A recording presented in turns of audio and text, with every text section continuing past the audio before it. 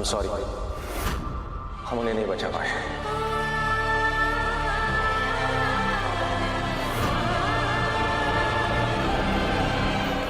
लक्ष्मी, ध्यान कहाँ है तुम्हारा? ध्यान नहीं था मेरा। वही पूछ रहा हूँ, ध्यान कहाँ है तुम्हारा? क्या हुआ? पता नहीं, एक अजीब सी बेचैनी हो रही है। भूमिका की शादी की तैयारियां हो रही है, मैं जानती हूँ, लेकिन राधिका की शादी के समय जो हुआ वो बार बार दिमाग में आ रहा है। जो कुछ हुआ सो हुआ, उसके बारे में सोचने से क्या फायदा? माता रानी की कृपा से भूमि के लिए इतना अच्छा रिश्ता मिला है, उसको लेकर खुश होते हैं ना, क्यों परेशान हो रही हो? हजार काम है, उन पे ध्यान दो। क्या कहूं, बीत गई सो बात गई। फिलहाल जो प्रॉब्लम है उसके बारे में सोचते हैं।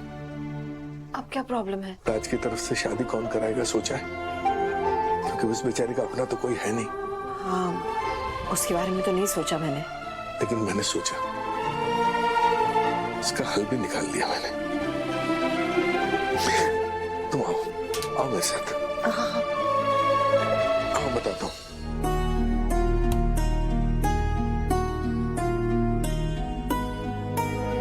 भाभी, क्या हुआ, किस सोच में हो?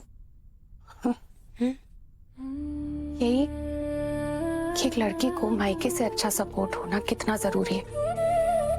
उसके घर वालों की अच्छी हैसियत हो, रुतबा हो, तो ससुराल में भी उसे उसी हिसाब से मान सम्मान मिलता है, नहीं? भाभी, आप ऐसे क्यों बोल रहे हो? कुछ हुआ है? माँ जी बाबूजी गए हैं ना अभी ऐश्वर्या के घर भूमि की शादी का पर्सनली न्योता देने। अब वो अमीर हैं, बड़े लोग हैं, तो बनता है। मेरी माँ बेचारी अकेली है, गरीब है, तो उसे कोई नहीं पूछता है। भाभी, ऐसा कभी हो सकता है क्या? आपकी माँ पापा की समधन है, उन्हें भी वही मान सम्मान इज्जत मिलेगी जो ऐश्वर्या के घर वालों को मिलती है। आप देखिएगा, माँ पापा आपकी माँ को जरूर इनवाइट करेंगे शादी में।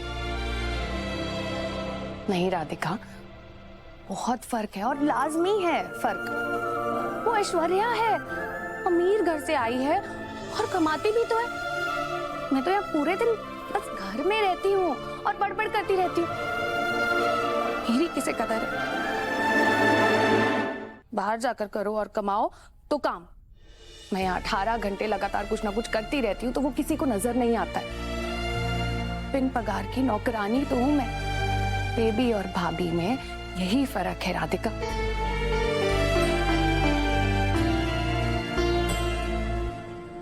ये देखकर माँ ही तो है मेरी रिश्तेदारी में। वो भी अगर शादी में आती तो कितना अच्छा लगता ना, उसे भी और मुझे भी। पर अब मैं किसी को जोर जबरदस्ती थोड़ी ना कर सकती हूँ कि भाई बुलाओ मेरी माँ को। छोड़ो, मैं तो बस बड़बड़ करती रहती हूँ। मेरा क्या है?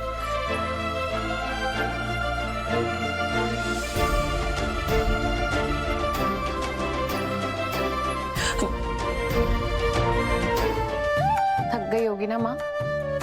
नहीं, विवेक जी ठीक है, तेरा अच्छे से ख्याल रखते हैं ना बेटा? हाँ माँ, मैंने बताया ना, मुझे यहाँ पर कोई तकलीफ नहीं है, तू टेंशन मत ले।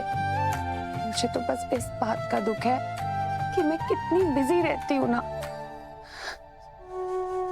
तुमसे फोन पे भी बात नहीं कर पाती, तुमसे मिलने नहीं आ पाती। तुम्हारे सिवा मेरा और है ही कौन माँ? और मेरे सिवा तुम्हारा। कितनी कमजोर भी हो गई हो ना माँ। माँ, इस उम्र में तुम्हें इतनी मेहनत करने की क्या जरूरत है? तुम अपना काम छोड़कर यहाँ नजदीक रहने क्यों नहीं आ जाती? पागल हो गई है क्या तू? है? अरे बेटी से कोई मदद लेता है क्या? देख बेटा, भगवान ना करे अगर कल को तुझ पे कोई मुसीबत आए तो मेरे पास इतनी पूंजी तो हो कि मैं अपनी बच्ची का सहारा बन सकूं। हाँ? और तू ये क्या कह रही है, बुढ़ी हो गई हूँ क्या मैं? ना, अरे मुझ में बहुत दम है, अभी अच्छे से काम कर सकती हूँ मैं। और इंसान को तब तक काम करते रहना चाहिए जब तक उसके हाथ पैर चलते हैं, समझी? समझ कुछ भी माँ, एक फोन नहीं रखती हो तुम अपने पास, तुमसे बात करनी होती है तो जहाँ काम करती हो उन्हें फोन करना पड़ता है। बेटा मुझे फोन की क्या जरूरत है बता, देख मेरी तरफ, और वो झंझट कौन पाले?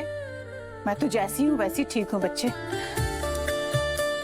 माँ, मुझे तुम्हारी बहुत याद आती है। सुख दुख बांटने हो या दिल की बात करनी हो तो यहाँ किससे करूँ माँ?